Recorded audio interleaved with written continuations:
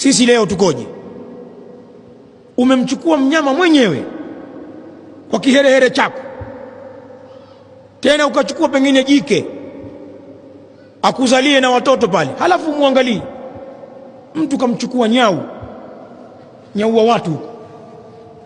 Wewe mwenyewe bakhili, watoto wako huwezi kuwalisha vizuri, utamlisha nyau? Watoto wako wanachezea michunga na matembere, haya huyo nyau wa nini? Sasa kuna vipaka utavikuta kwenye baadhi ya nyumba, wallahi vimekauka, paka mbavu zinahesabika na ukurutu. Hana bajeti huyo, haangaliwi, akipewa anapewa fupa. Sasa paka anaweza kula fupa, tena fupa limefyonzwa tayari, limelambwa jeupe, ndio wenyewe watupiwa pale. Ibadallah, haya tuyasema ili tujiepushe na kuzua katika dini ya Allah, na ili tuwe wazi. Mfano mzuri ni bid'a sugu iliyosuliwa ya kusherehekea mazazi ya Mtume sallallahu alaihi wasallam. La ajabu mpaka leo watu waendelea kufanya maulidi mpaka leo.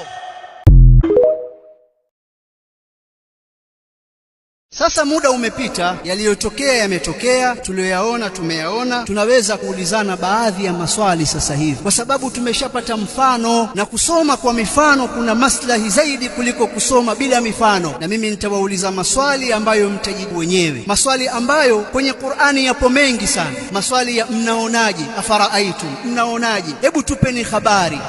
Qur'ani imejaa aina hii ya maswali. Mnaonaje kuhusu suala la amani na utulivu? Na upande wa pili, mnaonaje kuhusu madai ambayo yanaletwa yasiyofuata utaratibu, ambayo yanaweza kuondoa amani na utulivu? Vitu viwili hivi mnaonaje, kipi ni bora sasa hivi baada ya kuwa mmepata mifano na kujionea? Mnaonaje kuhusu neema ya utulivu katika maeneo yenu dhidi ya kutokuwa na utulivu katika maeneo yenu?